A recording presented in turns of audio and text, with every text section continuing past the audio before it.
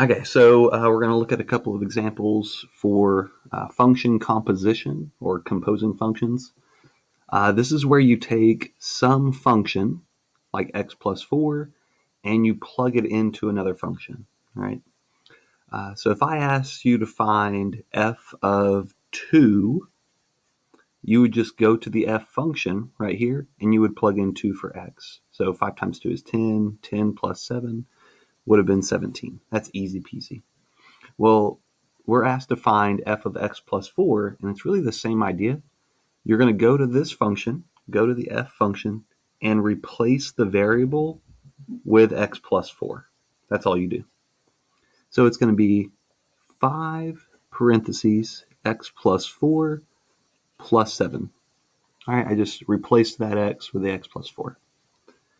We can simplify on this one, so distribute the 5. You get 5x plus 20 plus 7. So our final answer is 5x plus 27. There we go. Okay, let's look at the next one here. F of x is x squared plus 3x plus 1. And this time we're finding f of some monomial expression. All right, it's going to work out the same. I'm going to go to the above function, and wherever I see an x here and here, I'm going to replace it with whatever is on the inside here. I'm going to replace it with negative 3a squared.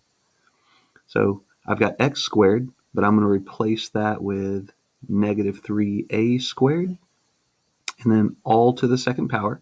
So it's that term squared plus 3, and then another 3a squared plus 1.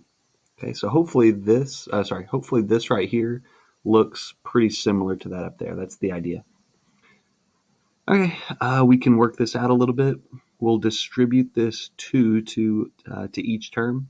So negative 3 squared is going to be 9, and then a squared squared, that's going to be a to the 4th. That's like, you have a power to a power, so you multiply the exponents. And then here, 3 times negative 3 will be negative 9, and then you have the a squared plus 1. And that's all we can do for this one. All right, we'll do one more example. Okay, so we have g of x is this rational function, x over x plus 8, and we want to find g of negative x plus 2. The same story. I'm just going to replace these two x's with negative x plus 2. All right, so this is my input, and I'm replacing the variable in the original function with my input.